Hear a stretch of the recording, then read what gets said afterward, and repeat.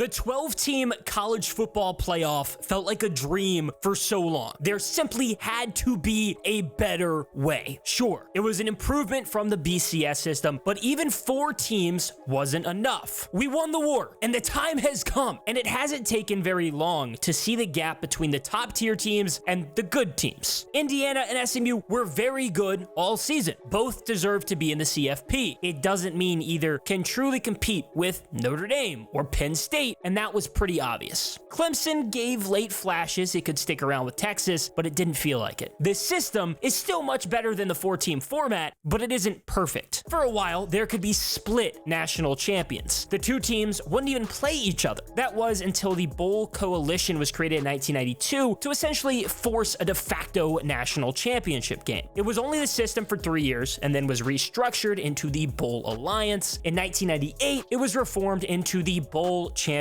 Series, or the BCS. I remember how annoying the BCS system was, only having 2 teams. It needed to be expanded, and finally, it was in 2014. 4 teams made it, and there were 2 semifinals leading up to the national championship game. Even then, 4 wasn't enough. Last season, an undefeated ACC champion Florida State not making it was the icing on top. More than 4 teams are deserving to play for a championship, but 12? It doesn't look like it. There were 3 games on Saturday with 1 on Friday. Indiana at Notre Dame. It was weird seeing a postseason game played at home, but it was an in-state battle against the Hoosiers. The Irish absolutely took it to them. Notre Dame scored the first points of the 12-team era, and oh boy, it was a 98-yard run by Jeremiah Love. The real question is, how long will that last as the longest play in CFP 12-team history? How long will the 12-team even last? It didn't help that Indiana didn't look like it could play with Notre Dame. There were a lot of wonders if the Hoosiers deserved to be in or were actually good enough. I would argue there weren't more deserving teams behind Indiana, but Notre Dame is a wagon. The Irish went up early and Indiana just couldn't move the ball at all. It was a complete domination. The score was 27-17, but wow, it looks a lot closer than it was. With 1:30 remaining, the Irish were up 27-3. The Hoosiers scored twice super late to make the score look better, but it was ugly. I disagree. It doesn't mean Indiana didn't belong in the 12 team, but there is a gap between the elite and good teams. Maybe Indiana gets there at some point. Kurt Cignetti is certainly on the right track, but Notre Dame is already there, and Marcus Freeman and Riley Leonard have a serious shot to win a national championship. The Irish had a good season. The loss to Northern Illinois was embarrassing, but it's the only loss. The Irish beat ranked Texas A&M, Louisville, Navy, and Army. It would be a shame to not have a one-loss Notre Dame team in the playoff. At the same time, Indiana went 11-1 and only lost to Ohio State. No, it wasn't a very difficult schedule, but the Hoosiers still beat every team in their path except legit contenders like Ohio State and Notre Dame. Notre Dame is an independent, but a token ACC team sometimes. The 2 actual ACC teams, SMU and Clemson, had a really bad go. If it wasn't already bad for Indiana, it was even worse for SMU. It probably should have been closer. At the half, Penn State was already up 28-0. 2 were rushing touchdowns by Katron Allen and Nicholas Singleton, and 2 were picks that Dominic DeLuca and Tony Rojas took back to the house. It was well over before the 3rd quarter. SMU never had a chance. Penn State was such a better and more prepared team. SMU was completely outmatched. There is the argument of whether or not the Mustangs deserve to be in the playoff, but again, there wasn't a team with a more deserving resume. There was a lot of talk of whether or not SMU or Alabama would make it. The reality is, Alabama got crushed by 6-6 Oklahoma and lost to Vanderbilt. Crimson Tide fans can complain all they want, but Alabama is to blame. Don't lose to bad teams. If you're supposed to be a playoff team, act like it during the regular season. Alabama went 9-3. The Crimson Tide beat Georgia and Missouri, but had 2 bad losses and lost to Tennessee. It's hard to make a real argument for Alabama there. Win the games you're supposed to. I get the SEC schedule is hard, but Alabama didn't make the CFP because of bad losses. The idea that Alabama needs to start scheduling cupcakes for the non-conference is absurd. That was never the argument. The issue isn't the weak non-conference. It was the bad losses to Vanderbilt and Oklahoma. If the Crimson Tide had a tough non-con game and won it, maybe it would have even gotten them into the playoff. Instead, it was 5-7 Wisconsin to go with Western Kentucky, South Florida, and Mercer. That's why Alabama is playing in the Relia Quest Bowl against Michigan and not the CFP. SMU didn't help the narrative around the ACC not being good. Early against Texas, Clemson sure did do the same. The Tigers went down the field early to take the lead with a Cade Klubnik touchdown pass to Antonio Williams, it felt like Clemson had a very real chance to take down Texas. It didn't happen. Texas scored 3 straight rushing touchdowns. Quintravion Wisner had 2. Jaden Blue had 1. The Longhorns ended up with a 28-10 lead at the half. Clemson went from looking like a team who could maybe win the national championship to completely outmatched. To be fair, Clemson didn't make the playoff because of its resume. It was because the Tigers won the ACC championship. A power conference champ gets in. Clemson did turn it around and made it interesting for about a minute. Klubnik hit Jarvis Green for a touchdown late in the third quarter and found TJ Moore to cut the deficit to 7 with 11:43 remaining. Texas immediately responded thanks to a 77-yard Jaden Blue touchdown. It put the nail slightly in the coffin, but the Texas defense hammered it home. It was a good effort, but it resulted in 3 straight playoff games that didn't feel very close. Clemson was definitely the closest to having a competitive game, but the Longhorns had control nearly the entire time. Clemson wasn't even an at-large bid. Tigers went 9-3, beat SMU in the conference title to get the bid. It wasn't much of a surprise Clemson lost to Texas. The Longhorns only lost twice all year, both to Georgia. Even Ohio State and Tennessee quickly looked like it could be a brutal blowout. It was the 8 versus 9 matchup. It couldn't have gotten off to a worse start for Tennessee. Will Howard was dealing. Jeremiah Smith is really good. The running backs are so good. At one point, Ohio State was up 21-0 in the first quarter. Tennessee had negative 18 yards. It would be a shame to not have Ohio State in the CFP. Another loss to Michigan leaves a sour taste, but its only other loss came to Oregon. Ohio State and Tennessee both went 10-2. The Volunteers lost to Arkansas and Georgia. The real fun starts next weekend when the top 4 teams who got byes face off against the winners. Oregon is the only undefeated team in the FBS. Shout out Montana State in the FCS for now. Georgia will draw Notre Dame. Boise State plays Penn State, and Arizona State gets Texas. The Bulldogs won the SEC championship and only lost to Alabama and Ole Miss. Penn State only lost to Ohio State and then Oregon in the Big Ten title. Arizona State won the Big 12 championship and lost to Texas Tech and Cincinnati. Whether or not a 12-team playoff is the correct format, it will be nice to switch to an 8-team next weekend. There are 8 of the top teams playing for a chance to win a national championship. At worst, that makes the 12-team better than the 4-team. A 12-team really does allow for the truly elite to make the playoff. Without it, Texas and Ohio State would be playing in a New Year's 6 with a ton of opt-outs. It gives more teams the opportunity to compete for it all. At the end of the day, more games is good. I'd support expansion if it means more football. A 12-team playoff means watching games that matter with guys actually playing. There aren't the insane opt-outs, and the teams want to win. Other bowls can get so boring. Whether the correct number of teams is 4, 8, 12, or even 16 in the future, having more games is awesome. But now that the first round is over, ESPN has me ready to play some OG Fortnite.